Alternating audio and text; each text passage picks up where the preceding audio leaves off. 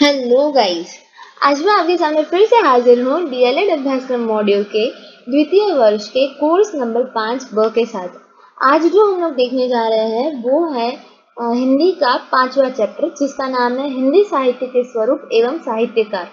उसका ये गाइस हमारा 5वां वीडियो है, क्योंकि आपको पता ही है कि हम लोग 5वें चैप्टर की सीरीज बना रहे हैं, जिसमें हम लोग ने शुरू किया था हिंदी साहित्य के स्वरूप के साथ। जो सबसे पहला वीडियो था उसमें हमने कहानी के ऊपर वीडियो बनाया था। उसके बाद जो ख हमारा है वो निबंध था। उसके बाद ग यानी कि तीसरा वीडियो है वह जीवनी के ऊपर था।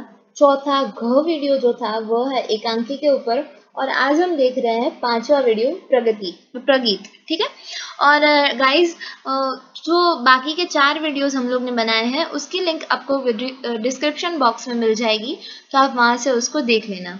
ओके, सो शुरू करते हैं प्रगीत काव्य यानी कि गीति काव्य से। प्रगीत काव्य की परिभाषा। प्रगीत काव्य को गीति काव्य भी कहते हैं।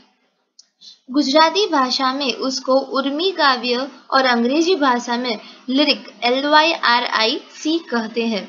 प्रगीत यानी कि गीति काव्य स्वानुभूति प्रधान होता है, अर्थात इसके अंतर्गत कवि अपने आंतरिक भावों, इच्छाओं, उत्साह, प्रेरणा, विश्वास, संतोष, समर्पण आदि को सीधे ढंग से व्यक्त करता है। इसमें कवि की आत्मा, चेतना और संवेदना झलकती है। देखिए, ये जो इंग्लिश में हम लोग इसको लिरिक बोलते हैं और गुजराती में हम इसे उर्मी काव्य कहते हैं।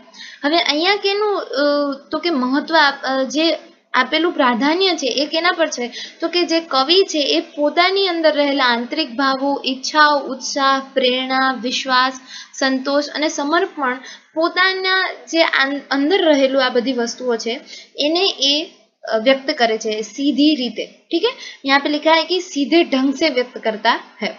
अने इसमें कवि की आत्मा, चेतना और संवेदना झांकती है। ठीक है, आगे देखते हैं कि जर्मनी के प्रसिद्ध विचारक हीगेल के मतानुसार काव्य का शुद्ध और प्राकृत रूप गीति काव्य है। क्या है, देखिए, काव्य का शुद्ध और प्राकृत रूप गीति काव्य है। यहाँ पे गाइस मैं बीच में आपको थोड़ा ये कहना चाहूंगी कि हमारी जो ये टेट एग्जाम्स होती है, फिर ऐसी कोई भी कॉम्पिटिटिव एग्जाम होती है, उसमें हमें कई बार ऐसे पूछा जाता है कि जर्मन विचारक हीगेल के मतानुसार गीति काव्य डैश डैश डैश, और नीचे कितने सारों की ऐसी लाइनें दी जाती है और हम लोग को पहचानना होता है कि कौन सी लाइन है वो ये विचारक है उनकी है। तो ऐसे भी हमें ये टेट टाट में ये जो हम वीडियोस बना रहे हैं और रख रहे हैं इस चैनल पे, वो आप लोगों को बहुत ज़्यादा ही काम आने वाले हैं। ठीक है, फिर से आ जाते हैं हम अपने वीडियो पे कि हीगेल के मतानुसार काव्य का शुद्ध और प्राकृत रूप गीति काव्य है। कविता का यह सहज, नैसर्गिक और मनोरम रूप है। देखिए, सहज, नैसर्गिक और मनोरम रूप। गीति काव्य में कवि संगीतमयी मधुर रचना के सहारे अपनी निजी अनुभूतियों का प्रकाश करता है।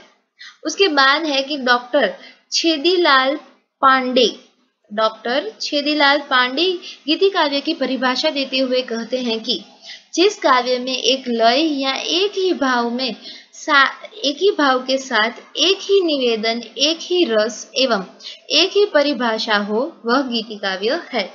देखिए, इनकी एकदम सरल व्याख्या हमें यहाँ पे दी गई है, परिभाषा दी गई है गीति काव्य की, कि जिस काव्य में एक ही लय, एक ही भाव के साथ एक ही निवेदन, एक ही रस और एक ही परिभाषा हो, उसे गीति काव्य कह सकते हैं।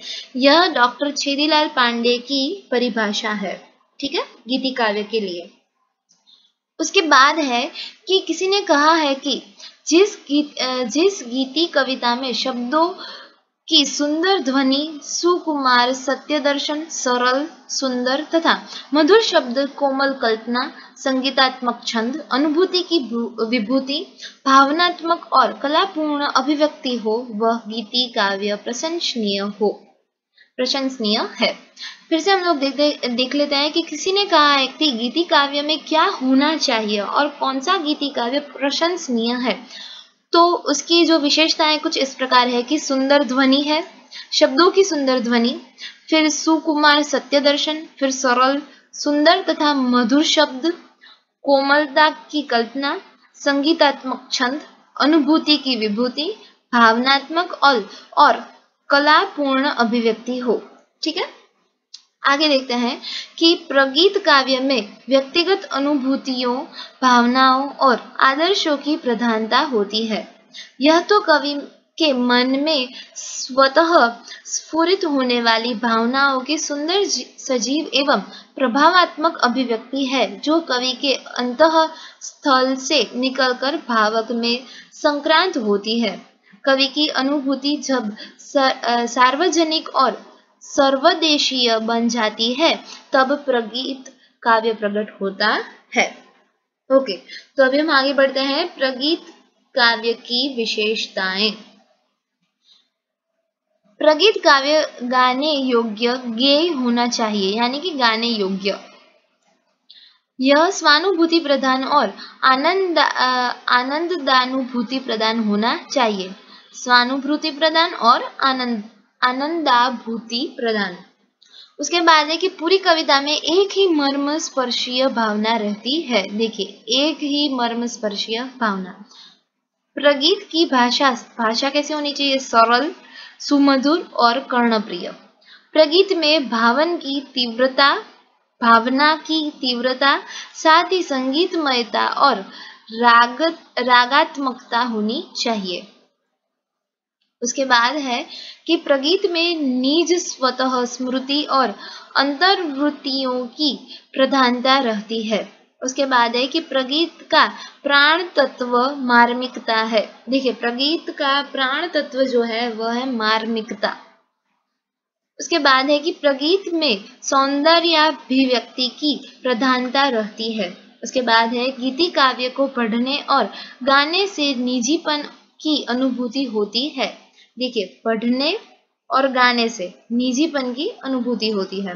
उसके बाद है कि प्रगीत में विषय और भाव का सामंजस्य होना चाहिए।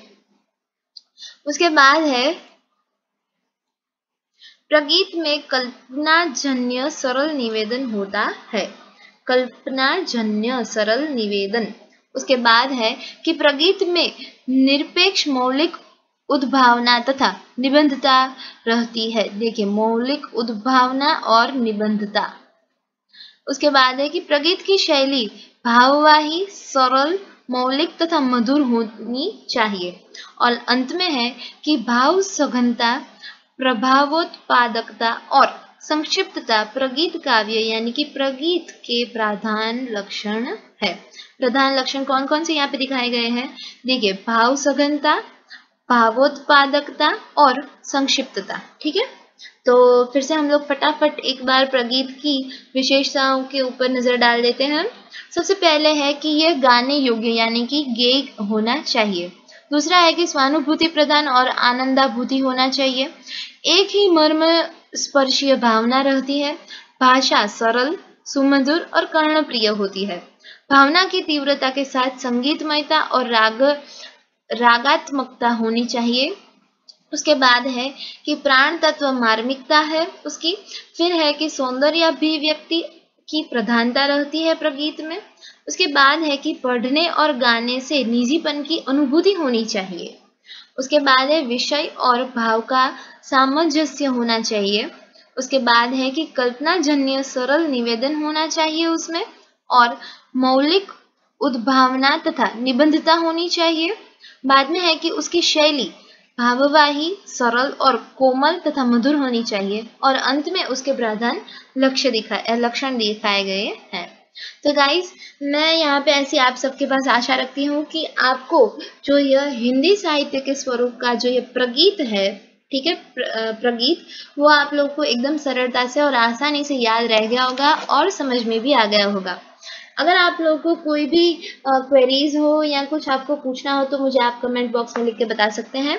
आपको अगर वीडियो अच्छा लगा हो तो आप लाइक करिए, शेयर करिए और सब्सक्राइब करिए। जल्दी मैं मिलती हूँ आपके साथ हिंदी साहित्यकारों के जीवन एवं कवन का परिचय लेते। ठीक है। आप लोग ने वीडियो देखा, इसके लिए थैंक यू वेरी मच।